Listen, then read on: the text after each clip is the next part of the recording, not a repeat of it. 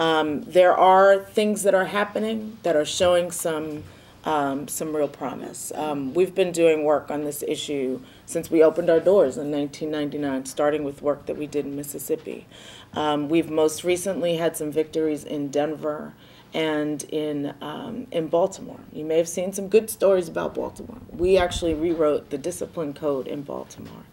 And we have seen the suspensions go down from 26,000 in 2004. They are down to less than 10,000 now. And it's because we took out the things that didn't make sense. If you want to keep kids on track academically, you can't suspend them because they were truant. I didn't go to school, so now you're going to give me a suspension because I didn't go to school. Thank you very much. You cannot suspend kids for talking back to a teacher, okay? There has got to be a different way of addressing these issues in our schools. We're starting to see the actual graduation rates go up in Baltimore. And the superintendent would say that it's because of the fact that they took a different approach to discipline, that they are more caring, that they've looked at alternative programs.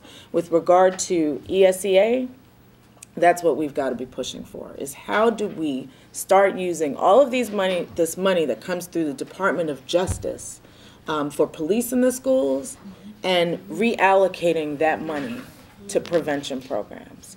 But we also need targeted prevention programs that deal with the issues that Black children face. Because this is not to say that their kids don't come to school with problems.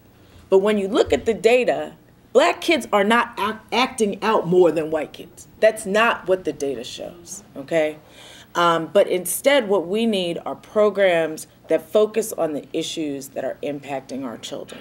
So one of the things, for example, with Black children in particular, is that we do see higher numbers of kids engaging in fights. So we need programs that actually address those issues.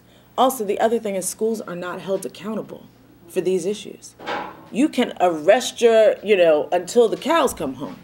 Get rid of all the kids, and no one would hold you accountable for that because it's not part of ESEA, it's not on the table, hasn't been a discussion. So one of our challenges is to make this part of the discussion because the school to prison pipeline is killing our kids.